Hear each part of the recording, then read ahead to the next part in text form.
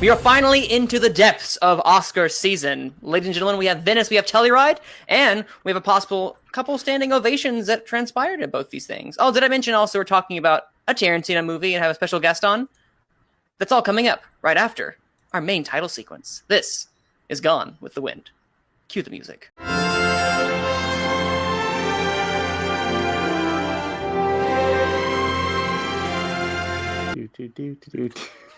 At this point, I'm just waiting for you to do that. I'm just gonna a little quick behind the scenes, Matt. He does. Actually, I'll leave this in for the. What am I talking about?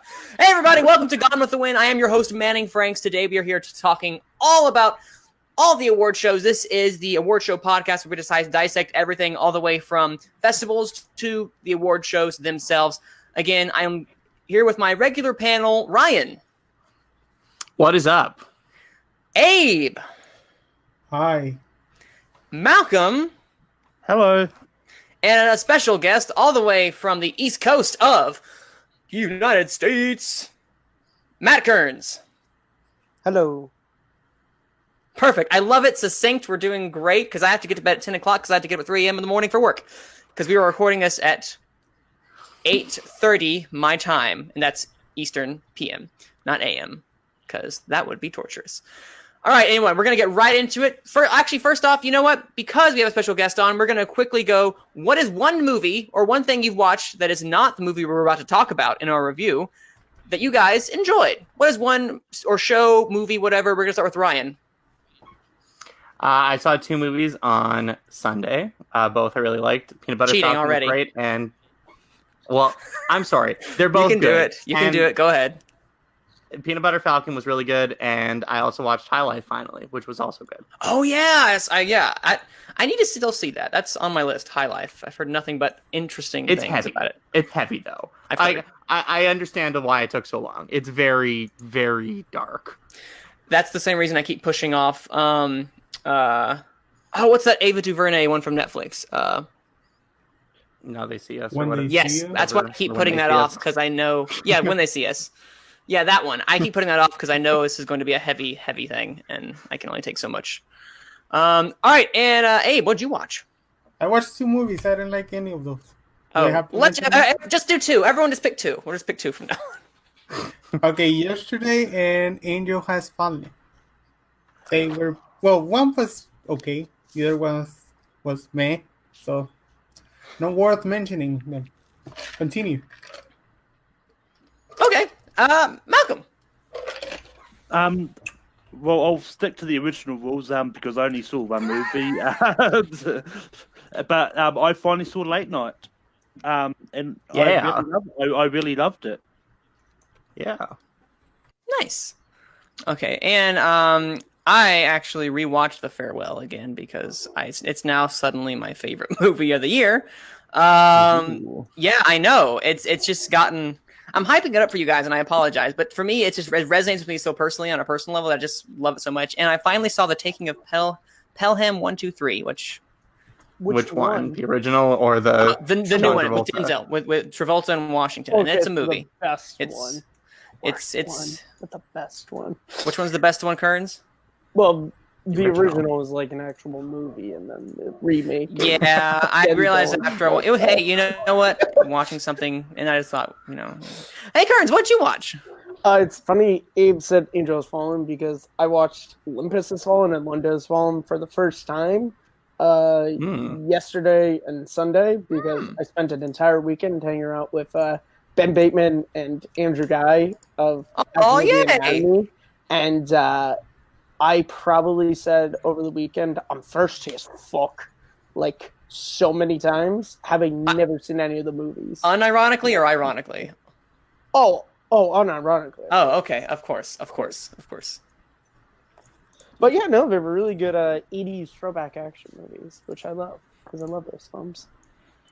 I'm seeing Lawrence of Arabia tomorrow, I believe, as long as my theater is still showing it for the Fathom release. Good job, Matt. Yeah, that is a movie that must be seen. I've not seen it on the big screen, but it is. If I ever get the chance, that is. Yeah, that's why I'm really hoping that the screening is still happening. Absolutely. Actually, you know what? I'm going to leave it up to you guys. What do you want to start off with? Do you want to go directly into our review, leave no waiting whatsoever, or kind of go into some of the Telluride Venice stuff that came out recently in the past week? I'll let you guys decide first. What are you guys itching to do? I'd vote we touch on the news first. Then we can just kind of go at the review for however long. Do you guys agree? Concur? Yes. Yeah. All right, let's quickly go through this. Okay. All right, Matt, if you have something you want to say in between these, as our guest, feel free to jump in, all that good stuff. But let's just jump into it. That was intentional. And all right, first thing that happened a couple weeks ago that we totally forgot is that the Academy has elected a new president. Goodbye, Mr. Bailey. We have David Rubin is the new president of the Academy of Motion Pictures Arts and Sciences. And he is a casting director. Now, Kearns and I were talking about this prior. This could possibly mean, since also BAFTAs have recently now created a casting director award, could we be seeing a casting director Oscar in the future? Possibly. Regardless of that, I feel like now this is a nice change because we didn't need... John Bailey had interesting ideas, I'll say that, but I'm glad to see a fresh face now after his only 2-year stint as president. Because he had served on the board prior, but now when he became president, he did some things that were quite controversial. What do you guys think of this new choice in David Rubin? I mean, I don't know much about him, but I mean, like any change, like it's yet to be seen whether this is a good change or not.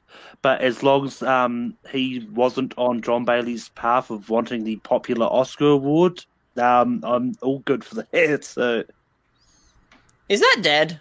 Do we know if that's dead or not? As far as I know, it's dead. I haven't heard anything about that since. That's possible. Anyone else? They're too afraid to talk about it. I mean, I don't know. Like, fine, whatever. I mean, I don't think that this really spells anything for the casting director award. And in fact, I think that it maybe sets you further back because it seems self-serving for the casting director president to make the casting director Oscar a thing. But you never know. But I don't know. Like, to me, I've always felt the Oscar president has about as much power as nobody because, I mean, realistically, everything in the Academy is a vote of the Academy or a vote of the board of directors. And the president is one vote of that. And in terms of management decisions, like a lot of those are not decisions that actually affect the award show in any kind of drastic way. So I just don't see it being necessarily a life-changing role. And we've seen, when Frank Sinatra was the Academy president, he got played off the stage. So less important than the band. Really? I didn't know he got played off. So it's just, I don't know. It's a managerial role. I hope that he's better than John Bailey, who didn't exactly scream great presidential material, but we'll see. Good luck to Dave Rubin. Yeah, good luck, sir.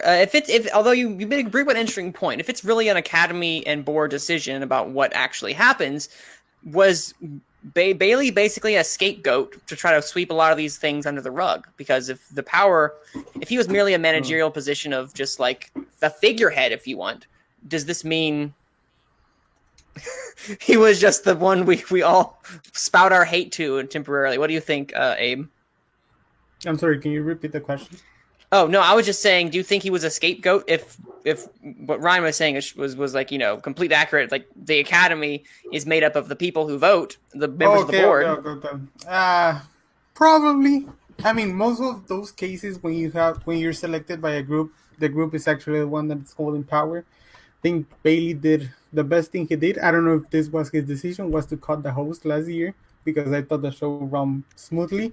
And about getting a casting director Oscar, I think with BAFTA doing it, it's probably giving the chance to the Academy to do it, because between that one and best, what you will call it, stunts, are one of those that I've seen coming most of the times when people are talking about new categories to add. So, fine. And Kearns, anything you want to add?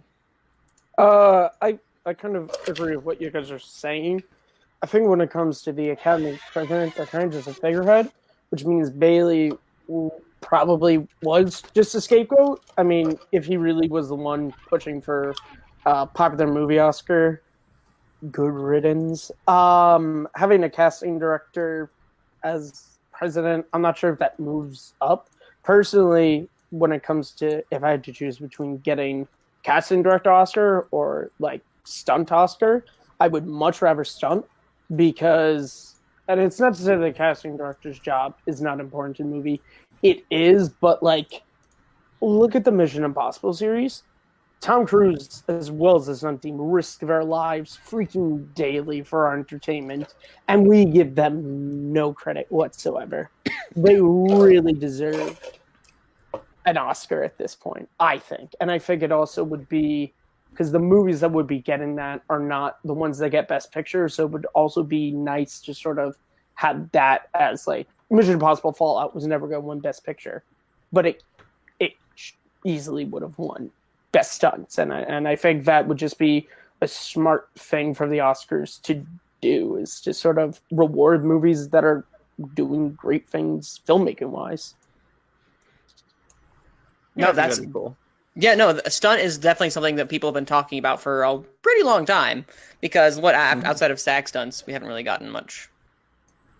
SAG has a category, right? Yeah, stunt ensemble, besides SAG, they haven't really recognized it at all, which is unfortunate because these are people who risk their lives, and as we'll find out in a movie that has a stunt man in a little bit. Nice segue, but not now, for later. Put a pin in that. But we're going to move right on to Telluride and Venice, which recently just wrapped up. Actually, Venice wrapped... No. One of them wrapped up last night, or 2 days ago. But regardless, a lot of movies have come out running. If these reviews and reactions are to be true, is that we are into the second half of the year, because these are a lot of quality films, considering the less than stellar first half of the year that we've had. I'm looking forward to some of these, and I'll just quickly go into some of the movies that were just announced or that got some Oscar buzz from Variety article and LA Times. I'm looking at both these right now. They've had from Telluride. These are some of the ones that got some Oscar buzz that were premiered. We have Ford v Ferrari. We have Judy. We have Uncut Gems, mostly for Adam Sandler's performance. Anything else? The Two Popes, Waves, Motherless Brooklyn, Marriage Story, Parasite, just to name a few. We have had a plethora of movies that have premiered, and then also Venice, the one that people at this point are just kind of raving about, which got an 8-minute standing ovation. Joker, which directed by Todd Phillips, starring Joaquin Phoenix. We got Joker getting an 8-minute standing ovation at the Venice Film Festival. Look out, ladies and gentlemen. This is not the last festival this will be going to.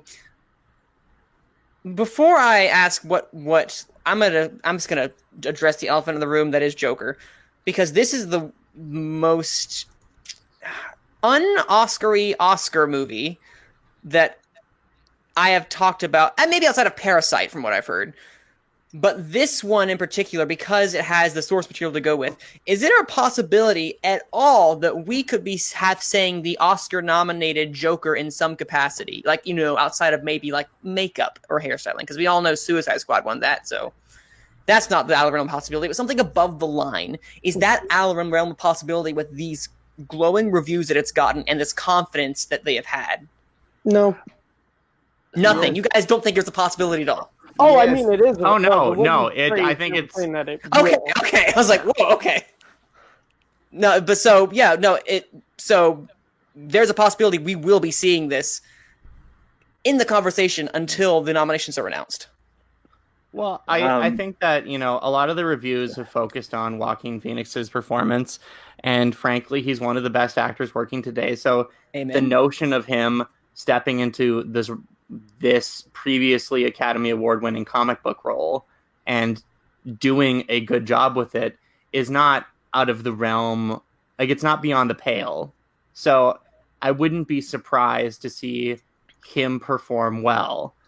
I don't know how good the movie is or how the Academy is going to respond to these other things, because I know that people like to ridicule Todd Phillips, which I don't think is really appropriate, because I thought War Dogs is actually pretty good. But that aside, this movie's got a lot of pedigree to it, and I think that pedigree will take some of its aspects a very long way.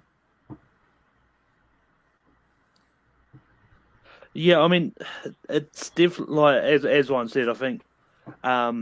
I think we could see Joaquin being in the Best Actor race.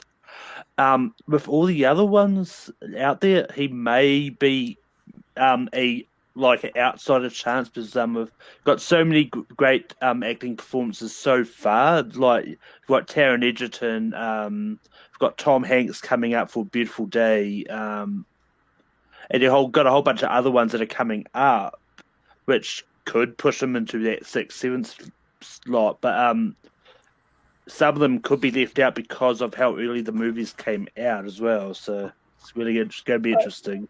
I was going to say, I think when the movie comes out is also very beneficial for it, because we've seen people like James McAvoy should have been nominated for Split, but that movie came out so early on that by the time it started to get to Oscar season, no one was really talking about it. Had that movie been released later, I think it was very possible he could have gotten nominated. I think also, you already mentioned it, this role is a previous Oscar-winning role. Heath Ledger, of course, won it for The Dark Knight, and The Dark Knight is a big reason why the Oscars moved to 10 nominations for Best Picture instead of 5. And we also live in a post-world where Black Panther was nominated for Best Picture, which I think for the whole of comic book movies completely changes things. And I think also, I made a joke tweet on Twitter for the trailer, and I said, like, King of Comedy Part 2 looks pretty good. But it seriously looks like it's going down that route. And if it does sort of follow a Taxi Driver, King of Comedy like style and steps away from the more comic booky stuff, I think it easily could. I could be wrong, but I believe Taxi Driver is nominated for Best Picture, so it's entirely feasible. It got an 8-minute standing ovation. Which mean, and it not at like a Comic-Con, which is a big deal.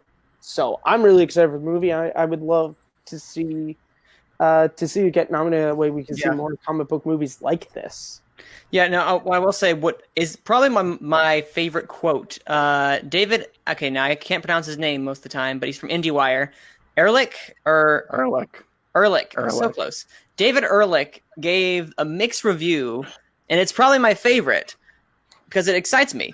Joker is the boldest and most exciting superhero movie since The Dark Knight. And it was also confused, but it is also confused and potentially toxic. I have no idea what that means. But isn't that the character of the Joker? Yeah, no, that makes sense. I'm curious as to what direction or how far Todd Phillips is taking this, because the trailers, those are some pretty excellent trailers conveying a certain sense of, I guess, just melancholy and pure crazy agony in a way. I can't wait to see excites De Niro me in this movie after that last trailer. Like, for as much as I want to see Joaquin, seeing De Niro take on the Jerry Lewis role from King of Comedy really excites me. Yeah. I mean, one thing that is going to be interesting to see when this comes out is, from what I've heard, is this ignores a lot of the comic book sort of continuity and actually frame its own narrative. So it's going to be interesting to see how that new narrative works for this movie as well. Mm-hmm. Yep. Abe, anything you want to add? I think it'll come. The movie's gonna make money, and it comes the first week of October. If you look back, which movie came out last year, first week of October, was A Star Is Born, which is the exact same studio that has Joker. Same Argo came out the same kind of year. So it all depends if Warner Brothers, I don't think they could have another horse in the race. And if they want to put the money and push the movie, I think it can get, actually, I think he can definitely get, I don't know about the script, but there's a chance for writing. Logan got that. It wasn't pushed for Fox, like for many awards. I think if Logan were to come out in October, and it will have a similar story as Joker because it's pretty much a standalone movie. So I do think it can get like those nominations. I don't know directing, but what I've been reading in reviews is that the cinematography is impressive. Yes, so it looks gorgeous. There's a chance in that. So probably maybe 4 nominations at most if you add makeup. But I can see Joaquin, the script, and the cinematography getting nominated. And without watching the movie, of course, but like from what I've been hearing and seeing. No, but yeah, that's good. Fair. Yeah, I was about to say that seems like on its best day, I think it gets like a 5 on its best day, but then watch it get 6, and then we all be wrong, and it's just like, wow, this is fantastic. But if this does kind of break the mold of a comic book film, do like The Dark Knight did all that long ago, this could be a fresh way to make sure that comic books movies are not the same type of comic book, action adventure flair. There's some dramatic weight to it, and if this has to be, as you said, King of Comedy, quote unquote, reimagining.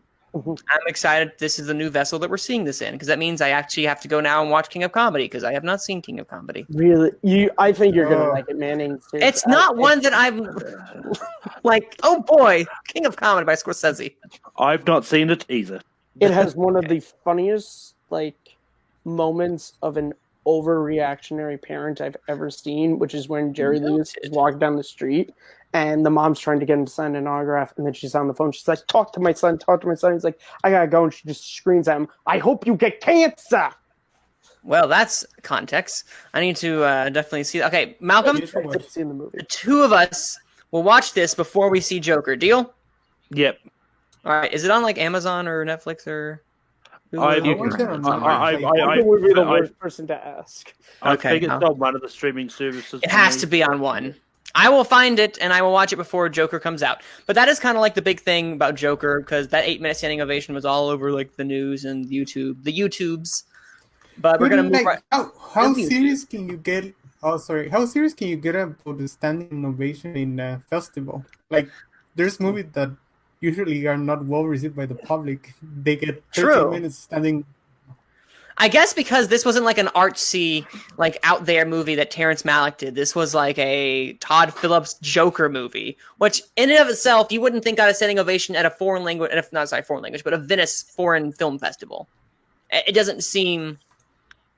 Why do you stand there and clap for a movie for 8 minutes? I've never done that. There are very few things I clap for 8 minutes for, and I guess also I don't think that would be one of them. The people, the actors and the director were out there, and they're like, "Oh, brava!" Yeah, I mean, for the first time when Avengers Endgame came out, and as I went to the first screening here, there was definitely some people applauding at the end of the movie, which I've never seen before. In the New Zealand cinema. I've never seen that before. Not for 8 minutes, but I've never heard any kind of applause or that kind of thing after a movie, and I've heard it happen in other movies before. I mean, not as long as 8 minutes. Anyway, so now what I'll also add in the US, but it does happen. If it has to be usually this big cultural thing is when it usually occurs. But there's also another movie in Telluride. They got a standing ovation, not for the movie itself, but for a particular actress and her performance in said movie when she walked out. And that is Renee Zellweger in Judy. Who knew that this movie, with trailers that were okay at best, came out of nowhere, and now people are always talking about her and what she could possibly be doing award season damage as it kind of explores the last few months of her life before her untimely passing. So I think we have to start watching out for. You say this is like the Glenn Close. This could be the Glenn Close of the year, where the movie doesn't get much, but she gets actress, and then she'll go almost all the way until someone else wins actress. That's how this could possibly. Yeah. I mean, I think the difference between Renee Zellweger and Judy and Glenn Close and The Wife, I think, Judy is kind of about Judy Garland, who is well known around there, so that's probably not going to get the wife sort of treatment, and not many people are actually going to see it. Yes, that is true. So, but I mean, I've seen the trailers. Like I've always thought Renee Zellweger was perfect as Judy Garland just from the trailers. Like, so I mean, if she doesn't get nominated, I'm going to be really shocked. I thought it was getting nominated. Go ahead, Ray. No, go ahead, Abe. I never heard of this movie until just now. So, Ta-da! Oh no, I mean, like, I remember we talked about the first trailer like back in March. While It came out, it came out early, and I saw her, and I said, "See, she's probably gonna get nominated." She sings, she channels her like incredibly. So it's not surprised that the movie may not be that great, but like that she's getting all the praise that they say her performance is probably the best of her career. She won the Oscar for what movie? Cold Mountain. not Cold sure. Mountain. I've never seen that movie, but Neither have I.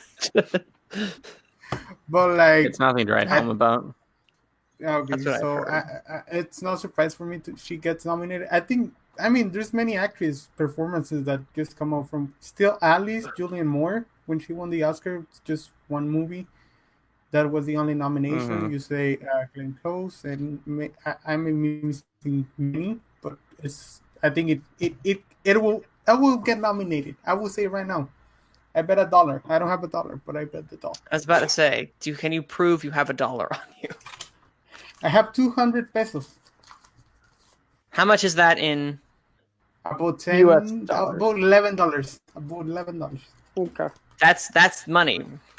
So take Yeah. away a couple of your pesos, and you have $1. There you go. Let's do some subtraction, guys. Let's do some addition. Let's do some math on this Gone with the Wind podcast. Yeah. I mean, 10 I cents. still don't care about this movie, but we'll see what.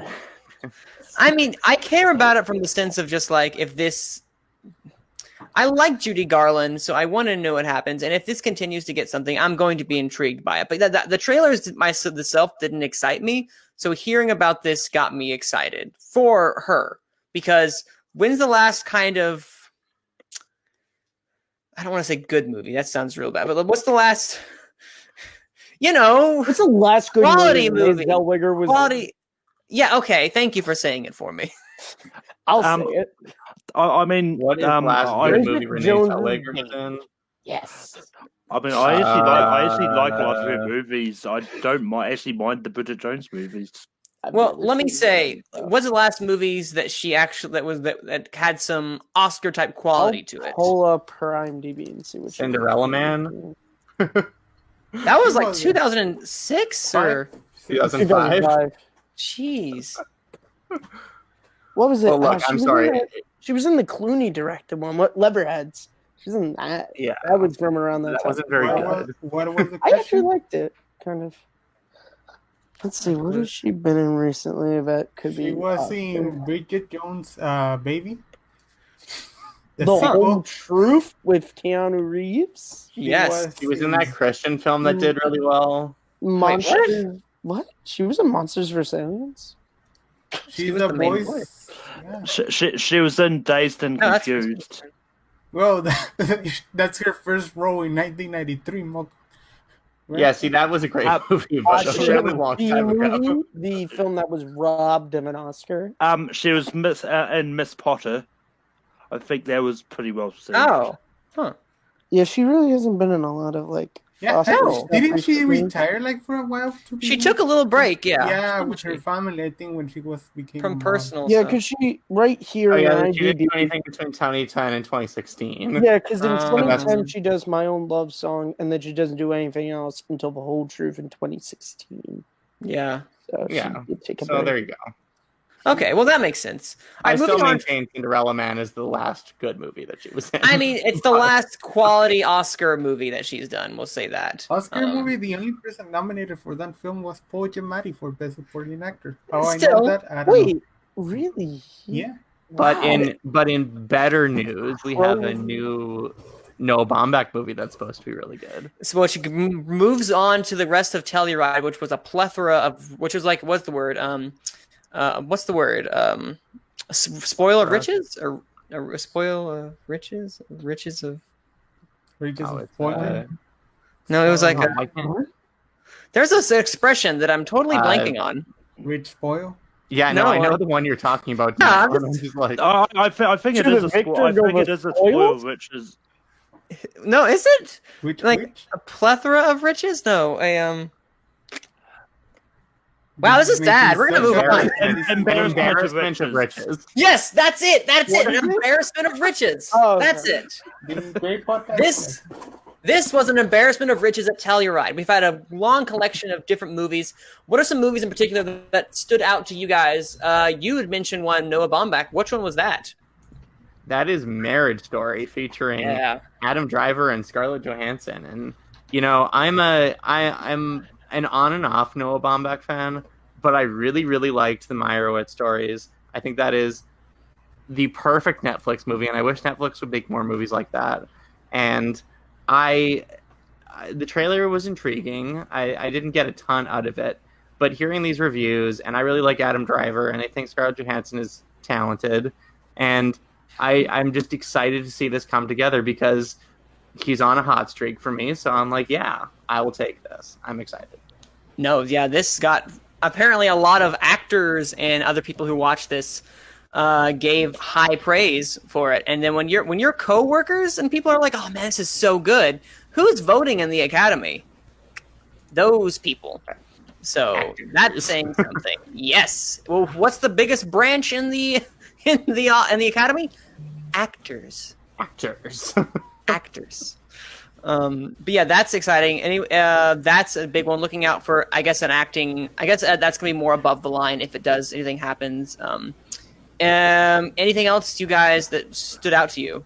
The one thing that I find really strange that stood out to me is hearing Adam Sandler in conversation for possibly nominated for Best Actor. We were talking about this like before we started recording, but like this Uncut Gems, like, and hearing Adam Sandler sort of come out of nowhere. I didn't know he was in a movie that wasn't going to go straight to Netflix. The majority of movies have done that recently, so it's going to be interesting. I don't blame you. I didn't know this existed either. This is one that flew under my radar, so I'm excited to hear he's actually doing something, because he was in Meyerowitz, wasn't he? He was. He was Every in time Meyerowitz. that Adam Sandler is in a movie with a good director, he is a really good actor. Like, listen, he was great in Punch Drunk Love, so I'm excited to see what else he can do. So, Abe, what about you? What movie from the Telluride Venice Festival got your brain a rolling?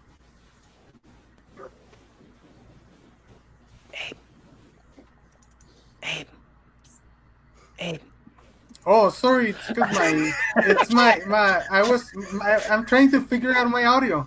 Like, I was messing okay. on my internet again, and I was like, did he say Matthew? Did he say Abe? I'm sorry, I shouldn't have whispered.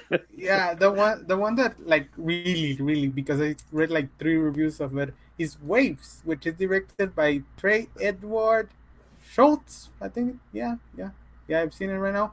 It's like some people were calling it like one of the best films of the year, or even of all time. Like, it's so well crafted, and the performances from, I don't know who is in them, but let me check. From the protagonist, I guess. You got this. There's not even a trailer. Lucas Hedges is in it. Sterling K. Brown is in it. Taylor Russell. Well, ton of people. That one was the one that like struck me, because people were calling it one of the best films of all time, and that it's so well crafted. So I'm really curious about it. There's no trailer. It opened at Telluride. It's gonna open at Toronto, so it's gonna hit those spots that may take it to Oscar, Chloe. Yeah, that could be A24's. What does A24 have? I feel like they have everything this year, like that, including that and The Farewell. They could like throw both the money at both of those and bring them to the. I mean, you know what? We'll have to see what happens. Which one they decide to is their pony for this year, quote unquote. Matt, anything in particular that you heard about? Because I know you skimmed through the article. Well, I was really excited that Christian Bale has been getting some buzz for Ford vs. Ferrari. Hey! I'm really looking forward to that, and I love Christian Bale. He's one of my favorite working actors, so whenever I hear that he's in sort of, when the festival time comes out and he has a movie and he's in talks, I always get excited because it means we're going to get another great Christian Bale performance. Oh yeah. You know, even if it's another Big Short situation where he gets nominated, but no one's really talking about him like they should have, because I think he was amazing in that movie. And I forget who won that year, but I wanted Bale to win. So I'm really excited for that movie. So it's always great when you're excited for a film and it gets really good buzz. But yeah. I'm really excited that, I totally agree. Anything Bale does, I'm there because that man is a talent. He's an utter talent. And then also the charm of Matt Damon, I'm in. James Mangold, and apparently the editing is phenomenal because why not? I'm also excited that most of these movies have gotten, that we've heard about, have gotten either rave reviews or very good positive reviews in some capacity. That just kind of lifts my soul up after this very unfortunate first half of the year that we've had. And I'm ready to see kind of maybe the second half come and do some damage. Yeah, the first half of the year has been kind of trashy. I think I just remarked for the first time yesterday that my top 10 list is looking more like a top 10 list finally, and it's like the end of August. Actually, it's September now. Jeez. It's not. We have a little bit before it's. As a quick aside, this looked awesome. The story is awesome. If you know something about this actual story, like it's really cool. And I know I mentioned this before, but I'm just psyched about that. And then on your note of who won over Christian Bale, he was defeated by Mark Rylance in Bridge of Spies. Oh, that one! Oh, don't remind me of that. That was well deserved. No, That it was wasn't. well deserved. Stallone got robbed again. Listen, that was a battle. We'll say that. Wasn't it To be honest, with a little bit of hindsight, Mark Rylance is probably like the fourth or fifth on that list. Thank you. Like, it was an okay performance. Like, Tom Hardy was excellent in The Revenant. Mark Ruffalo was excellent in Spotlight. Christian Bale was excellent in The Big Short. Good in the movie. Well, all that aside, you can go. I will put Mark Rylance above Sylvester Stallone. But this, okay. Well, I forgot. Can I mention another film? I had asked. I was about. Let me. I'm going to mention one film, then we can quickly go to yours as well. I want to mention one that I totally didn't realize existed outside from like talks from last year, and that is The Two Popes. I find The Two Popes. I find movies where it's just actor where it's two actors just like talking for majority of the film utterly fascinating. Why are you laughing, Ryan? What is so funny? Wait, what? Nothing. Go. Okay.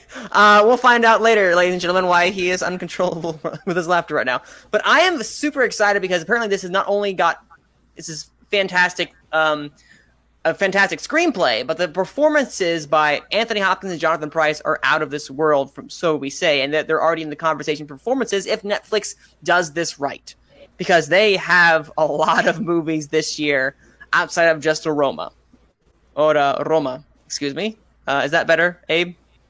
Yes, you pronounce it pretty much like a Mexican. I'll take that as a compliment. Thank you.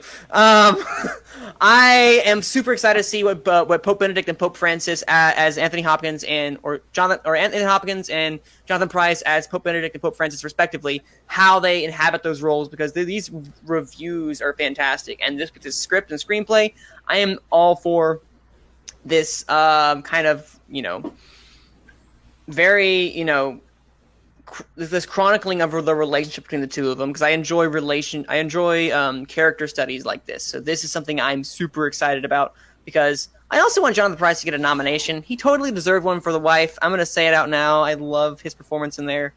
They stole the show from Glenn Close, so I'm just saying. And what's that movie you wanted to talk about real quick before we move on, Abe? Oh, Ad Astra. I was surprised it was getting great reviews. Like, the trailers the trailers didn't see that promising, and it was, what it up in Telluride or Venice? I think it was Venice, right?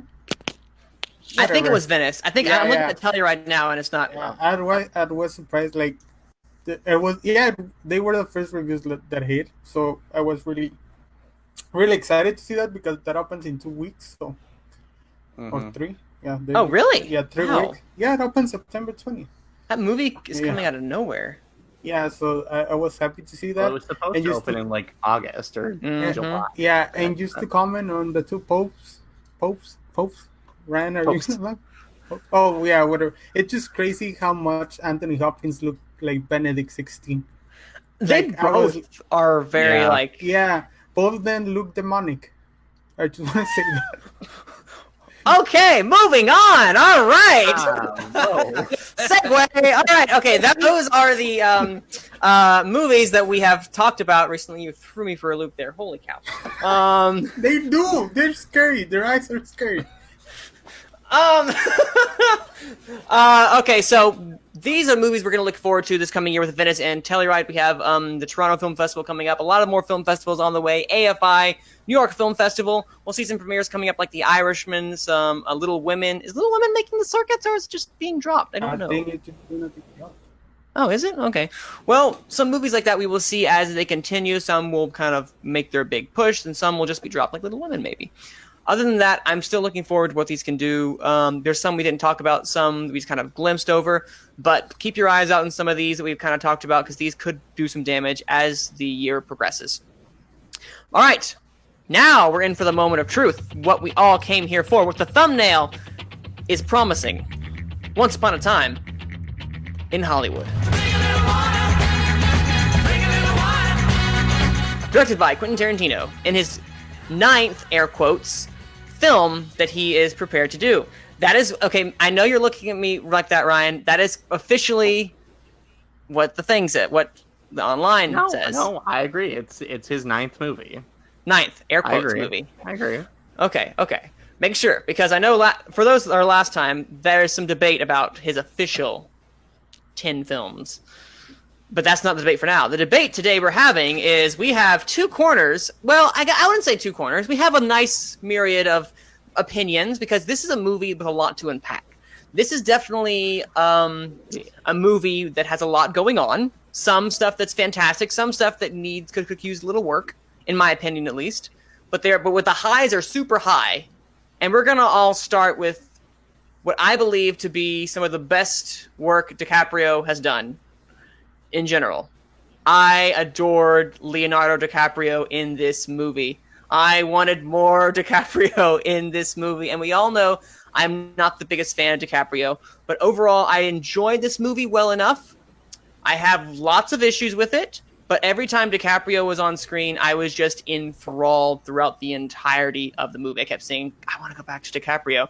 I want to hear his wonderful accent. All right, but that is my quick thoughts. Everyone, we're going to start with quick thoughts, and then we're going to go into some points that I have. Ryan, you were the one who saw this before any of us. Give us your quick thoughts again as a refresher. Day. Yeah, I saw it opening day as well. Okay, well, you fell asleep, Abe, so you don't count. Okay. Okay, you know what? Then I will let our special guest. Quick thoughts regarding In Hollywood, please. I adore this movie. This is so far my favorite film of the year. This is my favorite Tarantino movie. I know that's a big thing to say. I think what really works about this movie is actually the simplicity.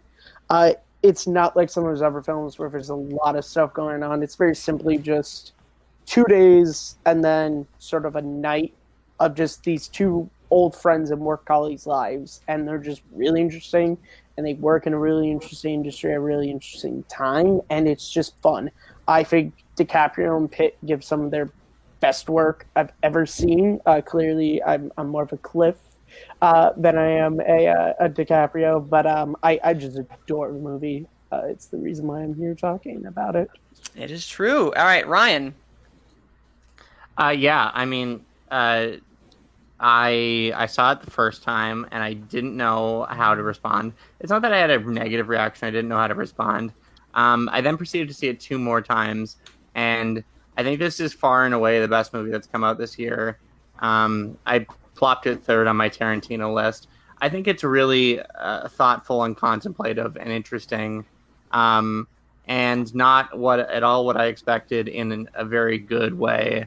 Some of the best performances that we will see this year, I'm sure. Yeah, I mean, there's a lot to be said about this movie. Soundtrack is awesome, but we'll get into the nitty gritty. But that's my broad take. on this. All right, and Abe, when you actually saw it and were awake, what did you think? I watched like 2/3 of the movie. Okay. Okay, from the 2/3 and a half. You know, I have to be like rewatching it because it was kind of rewatching it. I was so entertained by this film. Like, it just went like that. The 2 hours and 41 minutes, like they passed by because of how, like Ryan has mentioned and Matt has mentioned it, like how good DiCaprio and Pete are. Like you want to spend so much time with them. Like every single. Oh, I love most of the old parts. When I fall asleep, we're taking spoilers, right? Go ahead. This is spoiler. Okay. Go ahead. So the part I loved the most was Kurt Russell and Zoe Bell's part when she's with.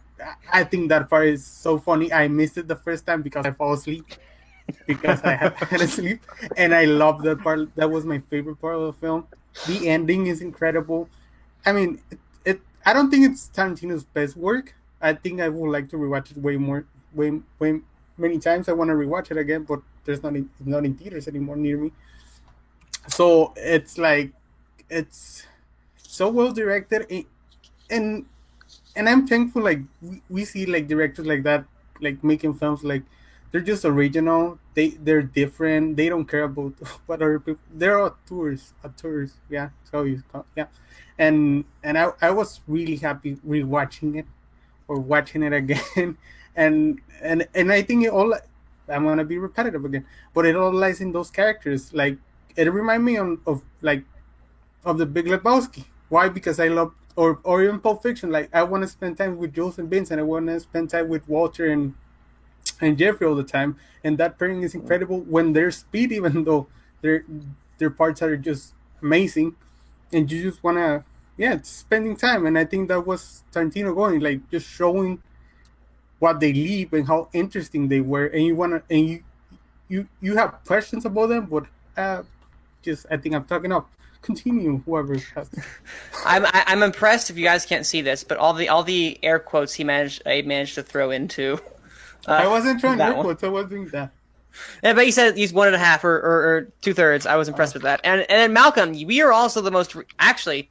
Me and you are the most recent in seeing this officially, and I know we have the most divisive opinions from the rest of the crowd. What did you think of the movie? I mean, for the most part, I enjoyed the movie. And I'll get this one. Like, I'm all for alternative history and all that, which he does well. But I think that the whole twist at the end didn't work because we did not spend a lot of time with the Tates, with Roman Polanski, for us to actually care about the fact that they twisted it so that she was saved. Because I mean, Margot Robbie, like when I first heard about it, I thought, oh yeah, it's going to be set like there's going to be more set towards the sort of Manson sort of thing, and we're going to get to learn more about them. We really didn't, because like Margot Robbie was not in the movie a lot. Like we saw her go to the movie theater and watch herself, and that, but we didn't really get to know her much. But I mean, like my favorite parts of the thing was actually the storyline of Rick Dalton and all that. Like that, it just felt like it was like he wanted to stick to his 10 movie things. Like it felt like it was supposed to be two separate movies. Like I want to stick to my 10 movies, so I'll just mix these two ideas together and see if it works. Which will bring right into the discussion I'm going to throw us into, which is also my critique of the movie. We'll get the negatives right out of the way, that we can go into the positives and talk about how amazing DiCaprio is and Pitt and all that stuff. My biggest critique of the film is Sharon Tate and how she was handled throughout the entire movie. She's basically window dressing. We spend way too much time. I kept looking at my watch thinking, when are we going back to the actual story? Because she in and of herself is just an uninteresting character in this. Like, she has a couple of fun moments when she's going to the movie theater, but I was uninterested the entire time. It was tedious and plotting for those moments, and I just wanted to go back to the main meat of the story. And by the very end of the entire thing, she's just kind of not important, but we spent enough time with her, and there's just enough time where it's sort of interesting enough to where the plot wants us to care, but I don't care. And when they had the revisionist history at the end, it just kind of it felt tacked on to me. That ending part felt tacked on and forced in a way. I didn't need that. I was caring more about the relationship between DiCaprio and Pitt, or Dalton and Booth in this. I wanted to feel more of that, and instead we kind of got this ending where they tried to throw in this historical moment, but they were separate. They had no interaction near the end except for that last thing before he went off to the hospital. And I wanted more of their interaction besides what felt like they were throwing in, and that kind of cut out Tate, trim this up a little bit, and you have a fantastic movie in there. But that's my critiques. But I saw it today, so that could completely change once I see this again. So help us out here, guys. Me and Malcolm have that similar critique, but please come right in. And just to that point about Sharon Tate, and this is totally stealing from my friend Pat Campbell. He's the one who really sort of puts this into the words. I think the whole thing about Sharon Tate was her death, the whole Manson thing. That was the end of an era in Hollywood. That's sort of the thing that led to the movies we got in the 70s and sort of that more grunge and everything.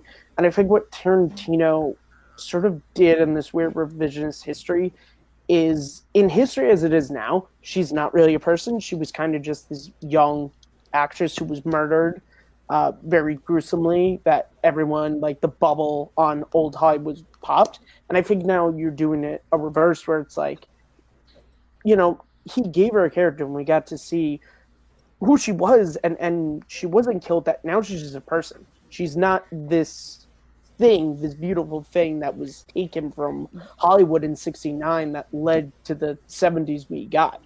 And I think that was sort of Tarantino's intention. That's now. That may have been his intention. However, I do feel like she was just window dressing the entire time. I didn't have a connection with her as a character. So when that thing happened at the end, I was just like, it didn't feel earned, the revisionist history in my mind. Instead of like the Hitler thing, I was like, okay. You could say that even in history now. Okay, Ryan. Hitler.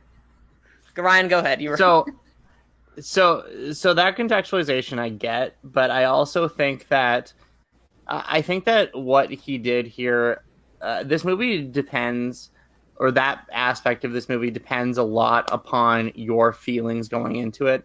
And now, like, feelings about slaveholders and Hitler, you know, those are pretty universal, and everybody's like pretty familiar with those. I hope. So when Tarantino had his catharsis with those moments, everybody got it.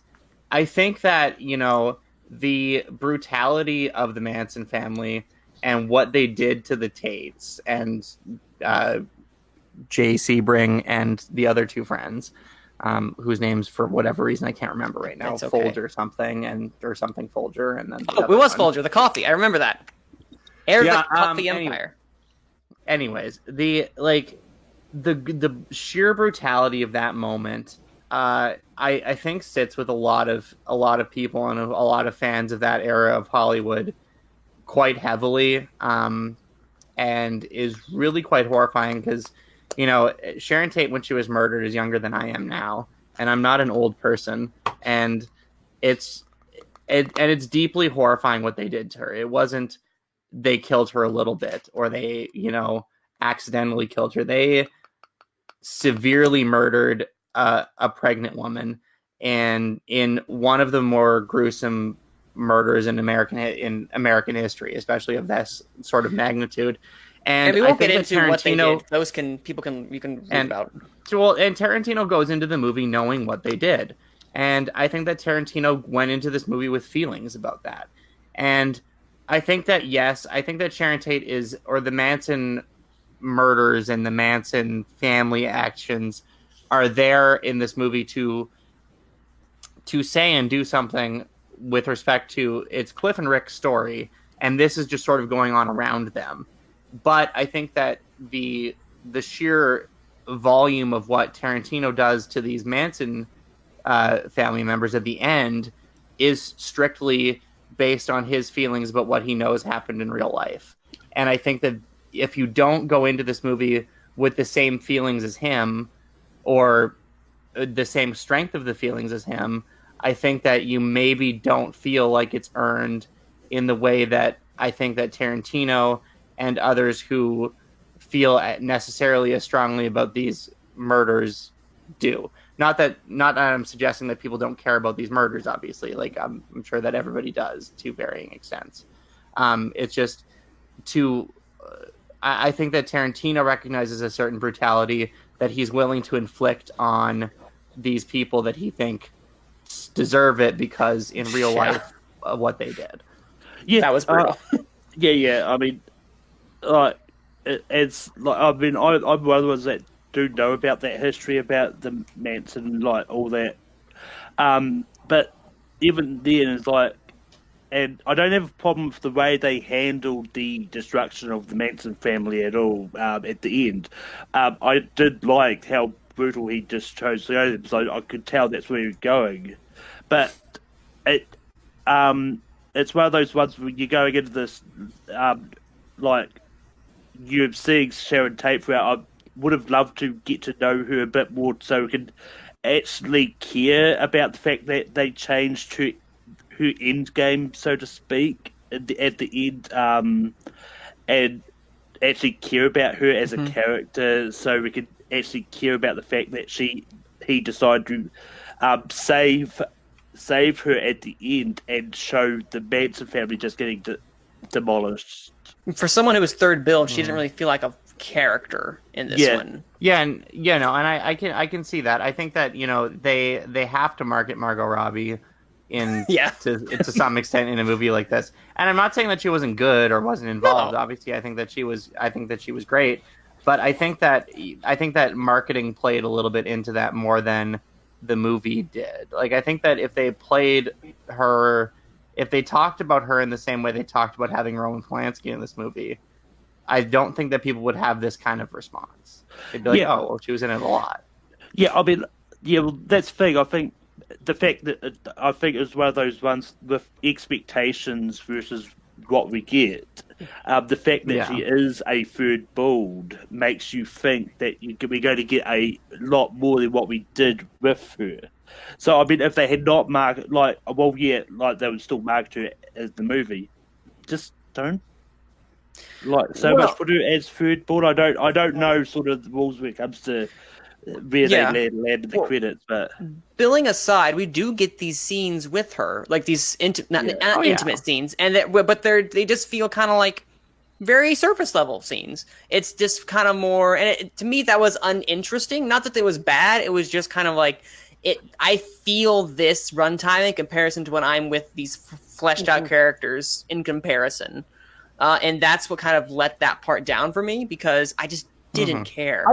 I cared for her name was Sharon Tate. I think that whole sequence of her going to see herself in the movie, I think that was a two-for-thing thing. One, that was Tarantino doing what he does a lot in this movie, which is showing his love of the 60s from the moment she picks up the hippie in the car to when she gets out and she's walking around, and then when she gets into the theater. And then it's also just trying to humanize someone who has just been this murder figure really in Hollywood history, sort of being like, look, she went to the movies and she was a regular person and she did normal things. She was a normal person, and I thought that was a great sequence. I really also like the fact that Margot Robbie just looks so much like the actual Sharon Tate that they didn't even need to like refilm scenes with her. They just showed her in the Wrecking Crew, like they just showed the real Sharon Tate. Yeah, and you don't even you don't even really notice the difference, which I thought was really cool. I mean, the other thing that surprised me about the whole lot is, and this is not a case of a hot-boiled actor being just not in the movie, but we only see Charles Benson at least once, I believe, and that's just very briefly. He has the one scene when he's asking about the original people who lived. Yeah, when he goes to the and he waves at Cliff, and that's it. And then he's around the movie for the rest of it. Totally forgot about that. Yeah, although he's, I mean, and this is, I don't think that, see, the thing is, I don't think that Tarantino was interested in that part of Manson. No. he's trying to tell Cliff and Rick's story. Yeah. And he wants to have his catharsis at the end. Those are, I think, the two things that Tarantino wants to build. He wants to tell this very human story of these two guys and kill the Mansons. And he needed to fit those two things together. Yeah. And I think that I think he did so in a very creative way by, like, you know, he, as Matt said there, he humanizes Sharon Tate enough. And if you go in with certain feelings about the Mansons anyways, you get to enjoy this, you know, really compelling character story. And then at the end, you get to see your now new favorite characters absolutely obliterate the Mansons. And it's like, yeah. And then it's, you know, the end of this friendship, the end of the 60s, you know, Rick moving on to bigger and better things. And you know what Polanski's quality means. You know kind of what becoming friends with them means for him at the end. And I think what it means for Cliff. I think what Tarantino, and again, this is just, I've seen the movie twice, and what I think he was trying to do was really kind of tell the story with this revisionist history ending, but still tell kind of like how the real event happened, where it was like people were just living in Hollywood.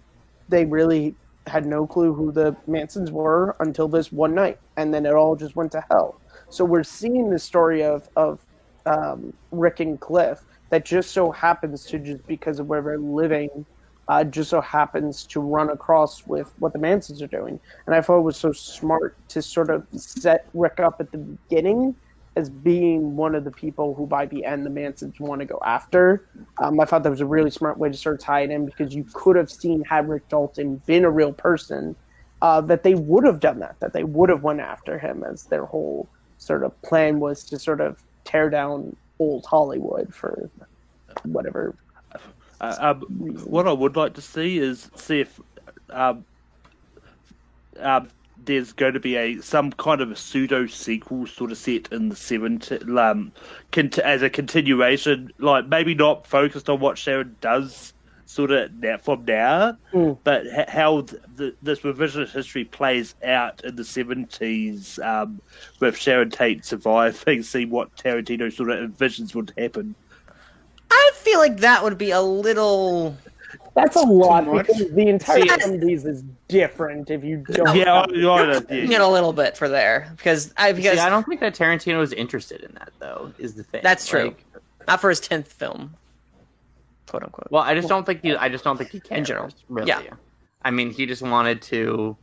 I mean, maybe he does. Maybe he It's like doing Inglourious Basterds 2, like showing what the world was like after all, being like, yeah, Hitler's dead. Like, you don't want to do that. Tarantino likes I know that to do the big crazy things and then just be like, all right, and that's it.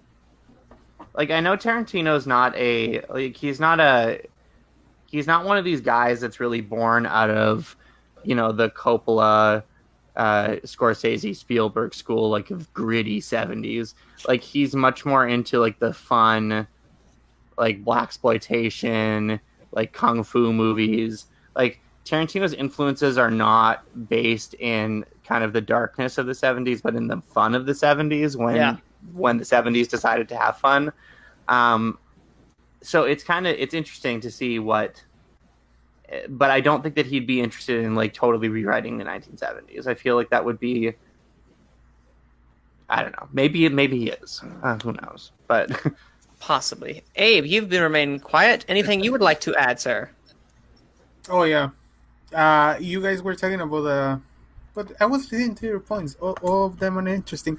But how I saw the Sharon Tate story, it was like a parallel to what Cliff and Booth were living. Like, there's two sides of Hollywood, and like she was having like this maybe fairy tale way of seeing Hollywood that many people have, of going to parties, to live the life, and everything's beautiful, while Cliff was living that of no actor and seeing their career finish of a dying actor, of a dying, and that's how I saw it. I don't think she was developed enough, honestly, but I didn't really care about that, because I was so invested in Cliff and, oh my god, I just forgot her name, and Rick Dalton. Yeah, and Rick Dalton, that their parts, they're probably the boring parts of the film, but still, I think Margot Robbie, with what she's given, the time she was given, it still leaves a splash with you because she's so likable, and even though she doesn't talk that much, like her performance, you can see that she's having fun and how Tarantino wants to tell the story. Something else? No, not really. Yeah. But yeah, that was my big negative with the movie, which is the pacing of Tate and that entire subplot. Oh, go ahead. Oh no, I was going to say to move us off of that for a second. Yes, go ahead. Any more negatives before? Well, can we just knock down the three? Well, we've dealt with one of them, but the two other complaints that kind of the woke critic world has had with this movie. Okay, what is it? That I think are worth talking about. So where do we want to go first? We want to go to Bruce Lee first, or do we want to go to the Natalie Wood scenario? Wait, Natalie Wood? What do we want to talk about? Wait, hold up. Natalie Wood was in this, or in this? There's a debate that's maybe who Cliff's wife is, or that's an allegory to that. I completely did not get that. Wow. Okay. Okay. I'm gonna be honest. I don't know why we needed that backstory. It didn't really add anything to his character outside of the fact of like he can't work in here now. That was the whole thing. It was just to explain why. Yeah, but it was a little like, oh, okay, come on, you're not too. I like you, Brad Pitt, but really, I mean, I wanted more explanation about that because you don't just go around, even though she's nagging. Well, I think Tarantino leaves that scene so audience. Hold on, a show of hands. Who thinks that he killed her? From what it was inferring. I think it was accidental. I think he did kill her, but I think it was like just saw the waves rocking. I think it was just like the bolt hit one way and the harpoon just. You know that way he kills the three Manson people at the end. It's like this motherfucker likes violence. Yeah, he does. It's very obvious. Well, he's a war hero, so he's been desensitized to violence. We can tell. No, yeah, I agree, but I wish they explored a bit more about that because they kind of left it after a couple scenes. Because I'm like, wait, did he? Did he not? And then by the time this happened, I'm like, I think he did. And I don't know, that was my least favorite part of his character because I liked everything. Also, why is Brad Pitt still so in such good shape at 55 years old? It's completely unfair.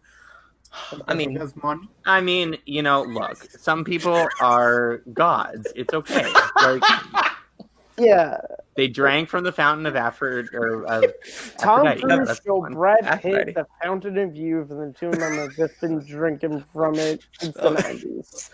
To be fair, the where he takes his shirt off. Oh, yeah. God. Wow. I'm like, that's fan service right there. But no, I did. Okay, back to the Natalie Wood. Did not realize that was Natalie Wood. I had more. The allegory of Natalie Wood I didn't care about. The fact that he killed her, I wish they explained a little bit more because it didn't make me hate the guy. It just kind of made me go like, okay. I would have liked more explanation, but I did think he'd do it. I just like to know why. Besides, she's nagging because you don't. Because she was being. Like he was treating her bad in the boat. I wish they. Reason. Okay. The disclaimer: Gone with the Wind does not support the killing of. Oh no! So that part I'm dubious about, but yeah, that's me. I mean, I think he gives you enough reasoning of why would he do it, like using that part. But I mean, there's also the question of did he do it? What happened? Yeah, I think you're supposed to ask. And I don't know. Yeah. Like, I think you're supposed to ask, but also like him in spite of it, which is an interesting dichotomy. It is. And it didn't hurt my affections for the character, but... I mean, but look at Pulp Fiction. We're introduced to Vince and to Jules, and they go into an apartment and they murder three guys. And that's their first scene, and we're supposed to like them for the rest of the movie. And we kind of do. Tarantino does this a lot. Where these characters do. Well, Brett is kind of a little F-face. So I mean, but you could say the same thing about Cliff's wife. Like, Tarantino does this where he has these characters where if they were real people, we wouldn't like them because they do these things. But for whatever reason, the writing and the actors he chooses and the way they act, we still like them despite these things. I mean, it shows that Jules is a good Christian because he says passage of the Bible. So I think people are Which is not the Bible. Let's just claim it right here. I mean, that part is. Have you read it? The original? I actually have a Bible here. Where's my Bible? If you can find that Ezekiel quote in the Bible, in that version of the Bible. No, it's not that. I mean, look, it's there. It's just a little different. Yeah. A little different. It's there. I'd like to know which version actually he has. Do we know? Anyway, it's the Tarantino version. This is beside the point. The other one you'd mentioned, Bruce Lee, right, Ryan? Yes. Now, there are two aspects to this. One, showing Bruce Lee as an asshole, which is a choice. That's yeah. And then two, Cliff like effectively beating Bruce Lee in a fight. And I want to comment on two really quickly because I think that Tarantino had the greatest comeback to this I think I've ever heard, which was, well, okay, who would win in a fight, Bruce Lee or Dracula? Obviously, Bruce Lee. Duh. No, yeah, that's actually the same thing because it's a totally fictional character. He can write and he can make Cliff Booth be able to beat Bruce Lee if he wants. Yeah, no, well, I agree. Go ahead. This is my whole thing about that whole sequence is it's after Cliff drops off Rick and Rick's kind of like, I mean, I can kind of see if we can get you work. And he's like, no. And he's thinking about the reason why he's not getting work. This is Cliff's memory. Yes. Now, we all know we do our own revisionist history where we try and make ourselves look better. For all we know, the way this happened, Bruce Lee either didn't fight Cliff, or if he did, he kicked the shit out of Cliff. And also, I like the fact that we don't see round 3. We only see the first 2 rounds. So we don't know what round 3 would have looked like. And the whole thing is the movie is called Once Upon a Time in Hollywood. Yep. It's a freaking fairy tale. So it's not Tarantino saying that Brad Pitt could beat up Bruce Lee. It's not. He's saying that this fictional character who is having this flashback to what he thinks happened in that he threw Bruce Lee into a car. Also, it's if you look at the way Bruce Lee hits that car, no human being in real life hits a car and leaves a dent. Nope. Like, that is just like... No. Didn't he crack his, like... No, even Bruce Lee leaving a dent in a car like that, I don't think he'd get up and keep fighting. It just is not how the world works. It's a memory of a fictional character in a fictional world. That's all. Okay. I think that's a good argument. A man literally takes a flamethrower in his garage and fillets a Manson follower in a pool. This is not real. This did not happen in real life, ladies and gentlemen. No, yeah, this is Once Upon a Time in America. The historical accuracy stuff is Tarantino. Hollywood. Exactly. Thank you. That's a different movie. Once Upon a Time in America, guys. Yeah. Historical accuracy. For Tarantino. That's not something that if I had a complaint, that is not a complaint I would have about him because he's known for revising history, and it's a fairy tale, as you were saying, Matt. That's not. I understand if you had a personal attachment to Bruce Lee, and it's like I don't like seeing this. Okay, sorry, it's not really happened. Yes, Bruce Lee probably would have maybe almost killed him in real life, but this is a fictional thing, and I have more issues with how Sharon Tate was handled than Bruce Lee. So the there's whole that. thing of the personal connection with Bruce Lee. Now, I understand when like Kareem Abdul-Jabbar came out and talked about everything, but like to people who were like born around the time I was, long after Bruce Lee was dead, actually long after even Brandon was dead. Like, look, I love Harrison Ford. When people make jokes about Harrison Ford being a cranky old man and like all this, do I like them? No, because I think Harrison Ford is a great actor and all these things. But I don't sit there and go on Twitter and lose my shit and be like, stop calling Harrison Ford a whiny old man. Because you know what? There's some basis for it. I didn't know Bruce Lee, and you know what? A lot of you people didn't either. So just chill. Like Kareem Abdul-Jabbar, he's able to say it, and also Pat Campbell, again, I call out. He brought up the fact because Bruce Lee's daughter came out, and he said Bruce Lee's daughter is not like any film depictions of Bruce ever. So this is nothing new for her to say she didn't like this depiction. So I mean, I'd be protective too if so. I understand that from family. So of course, in my theater there were two moments. The film was at 11, like everyone was into the film. It was the Bruce Lee part and the ending. So I think it worked. Like I don't know if theater in Mexico. It worked. Because everybody was excited at seeing him. Like, was it the best depiction of someone? Probably not. But I don't think like people should get like mad at Tarantino for doing it. It's just no. I was gonna say something, but it's pretty bad thing, and this will be cut, so I won't say it. Okay. I will say it again. Okay, cool. After we're not live. I can't. All right. Oh, okay, and that's the gist of the complaints I guess we have of the movie. Now let's quickly go. We have 20 minutes or so. Some of the best moments of this movie before we get into our rating of this film. So I'm gonna let Matt start us off. Say what was your favorite part of the movie? Oh, that's really difficult to say. I mean, just like my favorite part of the movie is just in general, it's just Cliff. I just love that performance by Brad Pitt. I think it was so wonderful. I like the kind of mystery of did he kill his wife. I also kind of like, he's kind of a guy who is having a really shitty life, but he's trying to find like the most enjoyment he possibly can out of it. And I also like that relationship he has with Rick where like, he's his best friend. Like when they're watching FBI and he's, sitting there laughing along with Rick and everything. It's just like a genuine thing. That's why when we get the 6 months, like it kind of sucks to hear how their friendship is kind of falling apart. Also, Kurt Russell is in a movie, so obviously that whole sequence.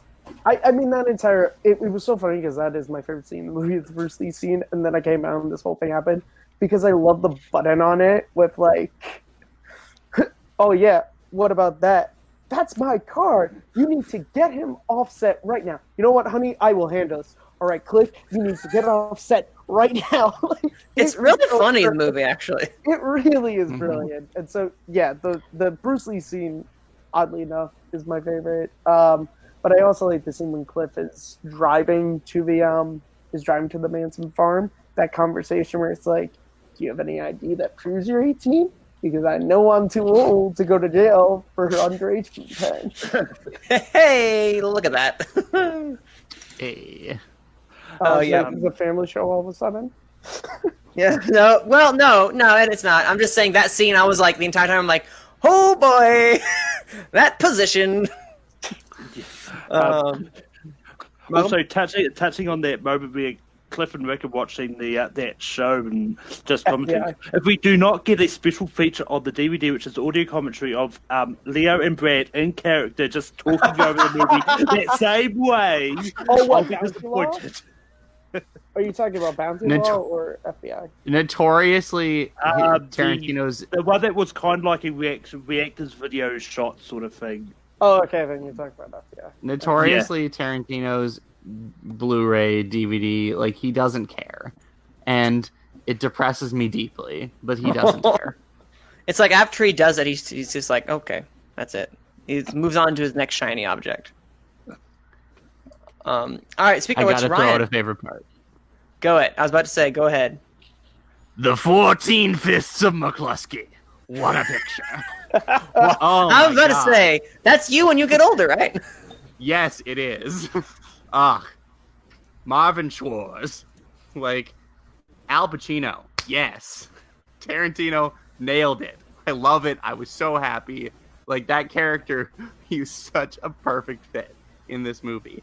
And you just, like, there's something about him that is so charming that he just, like, he runs behind the narrative. Like, he's barely in the movie, but the scenes that he's in are just captivating.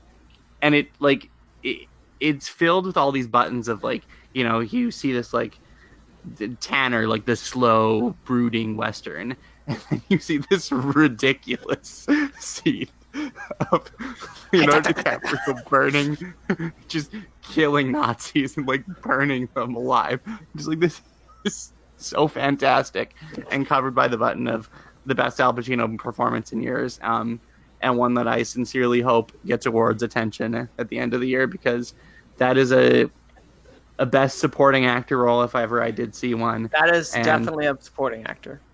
I think that it's oh god, I loved all of those scenes, and I think that they worked so well. They were shot brilliantly. Like Tarantino, he shoots drinks actually really well in this movie, which is I know like a really subtle thing, but like when he makes them like the Moscow Mules for him and his wife, and then he pours the brandy for himself, oh god, it just, you can taste it, and it's so like, it's a sumptuous, like so much of this movie is sumptuous and is experiential, and that is, I think, maybe the best depiction of it, and it's the most sort of realizable moment that, and I was just I was obsessed a little bit. Which I'll actually go into that, was saying the editing in this, how they managed to seamlessly take these characters and place them into what I felt was like a 60s movie. Fantastic. That scene where it was brought me so much joy. The cameras they used to kind of convey the sense that DiCaprio was in these films, these Italian spaghetti westerns, or just kind of like these old films of some kind. Those were an absolute blast, and I appreciate that, because definitely, no matter what no matter what you think of the direction of this movie and how it was executed, the love letter is there, and I really appreciate that, what Tarantino did, because I feel like I was being thrown in when he got to the Great Escape section. That was fantastic editing. That is so well done. That is yes, it is. This is scary, guys. Think about it. What it looks like what they did in Forrest Gump in '94, just like take it to that like over 25 years. It's like technology has improved so well since then. Yeah. By the way, it legit begs the question of whether Leonardo DiCaprio would be better in The Great Escape than Steve McQueen was.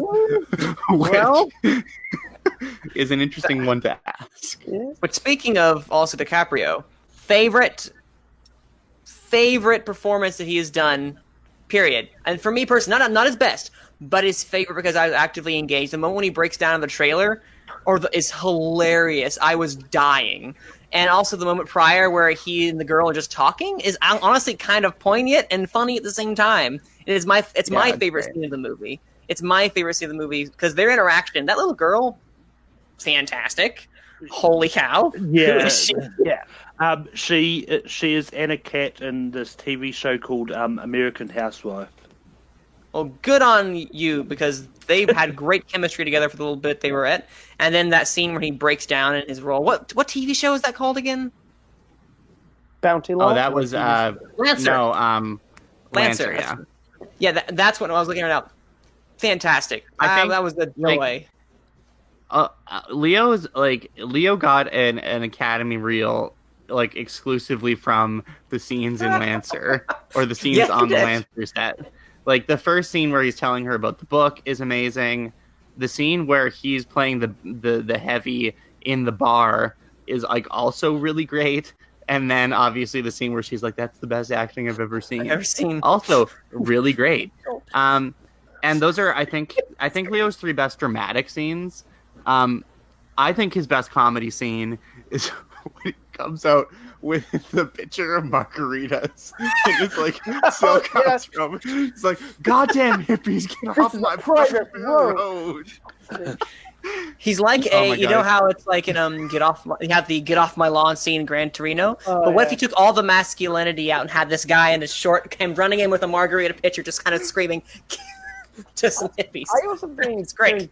DiCaprio, as someone who loves like Bonanza and Go and Smoke those old school westerns, at the beginning of the movie when they're doing the TV interview, he really does sell an actor who would have been the star of one of these shows. Like, he has that sort of douchebagginess to him, but you're also like, that's exactly what someone who was a star of one of these shows in the 50s would have been like. So yeah, as someone who loves those old cowboy shows, that was also really cool to start the movie off with that. Mm-hmm. What about you, Abe? Or Malcolm? Which one? Either one of you guys. Fight for it. But yeah, like one of my favorite scenes is the scene where they is once when they're forming the show and when he does his whole improv and just pushes the kid. Just the fact that the kid's just all wearing pants the whole time, just because she's used to it and practicing it all just in case someone decides to go off book. It was just entertaining. Like and I'll be like for young actress. But I think that could also be up there for like supporting role. I mean, she was really good in that role, and I think she could be a surprise nomination for supporting actress. Yeah, it's not really a question, but we'll see. My favorite part, I already said. I think the ending, like, is so over the top that you're so engaging. How Brad Pitt is beating the crap out of 3 people, pretty gruesome, but it's just fun. And the wife, everything the wife is doing, it's really funny. And then DiCaprio at the end just taking out the flame. Talk about a callback! Like, it's incredible. It's a really good comedy. Yeah, like just bring it out and fire and you die. Well, he didn't say that, but that's what I thought while watching it. I think that's a highlight, and I think that's why I walk out like the first time liking it. Well, the first time I saw the 2/3 of the film, liking it because I was awake for that part, and I was like, "Oh, this is incredible!" I hope the whole movie was like. But and yeah, people like my friends, like I saw them like they were checking their watch because I didn't told them the movie was almost 3 hours, and they were mad at me. But I know they at least finished the movie happy, like at 11 because of everything was happening, and the whole theater was like, was enjoying the film, and I think that helped me enjoying that part way more the second time I watched it. I also like the button on that scene when I forget the guy's name who comes up from the house and DiCaprio's talking to him and just like, I burnt one of them with a flamethrower. I got him my chat. Like, just the way he says it so nonchalantly. Like, I just have a flamethrower in my outside shack at all times that I'm willing to use on intruders. The one from the 14th Test of McCluskey? Yeah. Yeah, there's a lot of great moments in this that I'll say. I And remember your name. It was something really stupid. No, that wasn't it. Why didn't he shoot? Oh my goodness, he was given so much opportunity, and they're sitting there. I'm like, wow, okay, that's not happening. That's was the one thing I was kind of like. Weren't the smartest people in the world. That is true. Not with a name like that. I do also, however, I will give a shout out just after Stranger Things 3. Her that moment was so cool. when she's like, "Oh, I forgot my knife," and then Tex is like, "Can you need the keys?" And she's like, okay. She just is like, am I actually getting away with this? And then the car drives off. Great seeing more Maya Hawke. I'm all for seeing more of her. Yeah. All for it. Oh, also, the other one is we're not saw her name in the credits. I did not recognize her at all. I did not recognize Dakota Fanning at all. Nope. No, really? I thought it was pretty obvious as Squeaky, but I mean, the last time I'd seen her was War of the Worlds. I haven't seen her much since.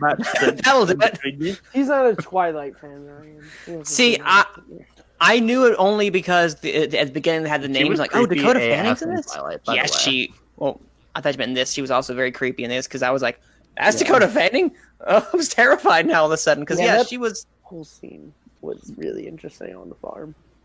Yeah, I honestly didn't know the full history about where they stayed, and knowing that guy actually owned the place and like literally real life, I was like, oh wow. Yeah. So I had no idea what was going to happen because we all know Tarantino likes to revisionize things. So that scene was also the moment where, for me, like Cliff was cemented as my favorite character when the dude is like laughing at him and he just knocks him in the nose and it's bleeding. He's like, "Can you at least get raggy?" He's like, "No, tire first." Like, ladies, and just keeps knocking this step back. Because if we know anything, he will kill you. He is not shy about that. I think that Tarantino did a good job with the horror of that scene at times, and I thought that was build up when he's walking to the bedroom. The first time you see it, where you're like, "Is he dead? Is he not?" And then Tarantino still has that way of like putting jokes in there where he's like, so that cute little redhead out there, and it's like, I'm fucking blind. I don't know what color hair she has. This is the true statement. That makes sense. But yeah, no, this. Anything else you guys want to highlight before we close this up? Go listen to the soundtrack. That's all I have to say. Go listen to the soundtrack. Again and again and again. Great soundtrack. Anything else? I really hope Pitt gets nominated for this. I'm not sure if you put him in actor or supporting, which will but bring us to the option before we close out. What are its Oscar chances? Because it's Tarantino. You can never count out Tarantino. Specifically also when this movie has gotten not the best reviews of his career, but really, really good reviews. So what do we think this damage that it is doing? I mean, I think it's... I may be a lock for Best Picture, I don't know. I think the acting race is going to be interesting because we either have a favourite situation in which both Brad and Leo get nominated in Best Actor. There's either the possibility that one will be pushed for supporting so they can both get a nomination, or they're both going to end up cancelling each other out because they're going to split the vote. So they're going to have to... Like, I've heard talk that Pitt would be supporting if there is one, which... That's us. Difficult to say. I will say I think this movie should get an editing nomination. I think Tarantino for directing is a possibility depending on the rest of the films that come out that are more in the Oscars race. But I really do think that at least Pitt or DiCaprio is going to get a Best Actor nomination. I can see it I think production design is a chance. I think cinematography. I think both DiCaprio and Pete. I don't know if Tarantino for directing. I think picture is their chance because Tarantino usually doesn't get nominated for directing. Like, he wasn't nominated for Django. It's possible. Yeah. It could be like an Affleck Argo situation where it's like the movie gets a lot of stuff except for director. I think screenplay, so I would say 7 nominations if they are able to push it, and nothing there's a ton of from we talked about early in the show, there's a ton of movies coming out that are great reviews, but if it's able to survive all the whole race until January when nomination comes out, I can see 7 nominations for it. I think it's got a shot in. Sorry. No, go ahead. I was about to give us a stat on Tarantino. Go ahead. I think it's got a reasonable shot in 9 categories. So picture, I think that it's basically we usually get one from before September, and I think that this is clearly the one. So I think that it's almost sure there. Depending on how strong the race ends up being, I can see Tarantino having a shot in director anyways. Even if he hasn't performed there very well in the past. I think that screenplay, I would be very shocked if this wasn't nominated for screenplay. I think it's got at least 1 shot or 2 in Best Actor. Got a shot at Best Supporting Actor in a couple of different ways that you could slice that. It's, I think, got an outside shot at Best Supporting Actress for Margot Robbie, but I think that she will be fairly early bumped if some of these other movies wound up being good. Yes. But we'll see. We haven't seen Little Women yet, for example. If that movie's terrible, then don't say such things. Margot Robbie's got a lot better shot. I think it's got a good chance in cinematography because this is a gorgeously shot movie. I think that Abe's right about production design. I think that he's right about editing. So that's 9 categories that it's got a decent shot in. And I think that, this could be and will it do all of those? Maybe not. Will it do a couple? Will it have a multiple category shot? Maybe. But I think that there are a couple locks in this movie. And I think that this is the first movie of the year that has a real Oscar chance. And that's why I think that it's, I think it's great anyways. But can I comment something before you, Manning? Go ahead. I think, Ryan mentioned Little Women. I think these films, Oscar chances depends on Little Women. It's the same studio. if this wasn't ready, I don't know if you guys remember, Little Women was supposed to be in Cannes, taking that sunny spot they had in the festival. So I think if Little Women is well received and like better, I think Sony will decide to push that. Of course, they are also gonna push Once Upon a Time in Hollywood, but it's like what horse are we gonna take, and we want it to win. So yeah, right. They could push. They could push both, but like I think a studio will always lay more in one. Yeah, but I was gonna say they could also push the acting categories because I don't think Timothée Chalamet is gonna do it for Little Women, so they could push the acting categories and still push. Like they could split into specific categories. Is it more money on their part? Probably, and probably different eyes everywhere. But that is still a possibility if both are well received. But I was about to say the last time Tarantino was nominated for Best Director was Glorious Bastards. That was the last time. Not for Django or Hateful Eight, obviously. Right, but Hateful Eight didn't perform. Do anything, and he really just missed out for the Academy Award for the last one because that got 5 Academy Awards. And if I could see it doing 5, 6, 7, I can see this doing better than Django. Yeah, and he won Best Original for Django too. Yes, like he didn't just get nominated; he won that one. So they like Tarantino. They like they do, guy. And they like actors in his movies, which is another. Yeah, thing. they do. Yes. Yeah, they do. Hey, he's Except gotten Leo, someone. But hopefully, they'll like Leo this time. Oh, listen, I think he has. Well, I wouldn't say the best shot, but he has a fantastic shot after this because. You all know me. I'm not the biggest DiCaprio fan, and if I loved him in this, come on, he's got to make it now, right? Or did I just? It's his first movie since his Oscar win. Yeah, actually. True. Wow. Yeah. It's true. Now he's gonna shoot that one with Martin Scorsese, right? Something. I don't know. Something about something. Yeah, I don't remember the name. Something about something. All right, ladies and gentlemen, that has been our 28th episode of Gone with the Wind. Thank you guys for sticking with us and watching it. Before we head out, we are going to ask the people where they can be followed. So, Ryan, where can the people follow you if they would like to stalk? You can find me all over the internet at rmckenna19, crying about the state of our world, and hopefully seeing some better movies as the fall goes by. So that was way too real. Abe. Manning, we had a question about Ezekiel 25:17. I googled it. There's 30 different versions. Which number do you want me to read right now? Which number would you like to read?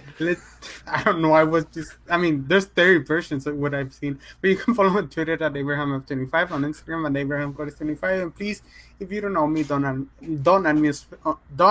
not add me on Facebook. Keep trying. I don't care about your life. You shouldn't care about my life either. Abe's motto in life. Malcolm.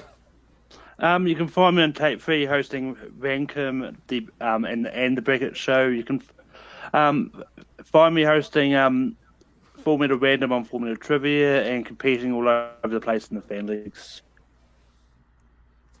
And our special guest, Matthew Kearns, thank you for showing up today. Where can they find you?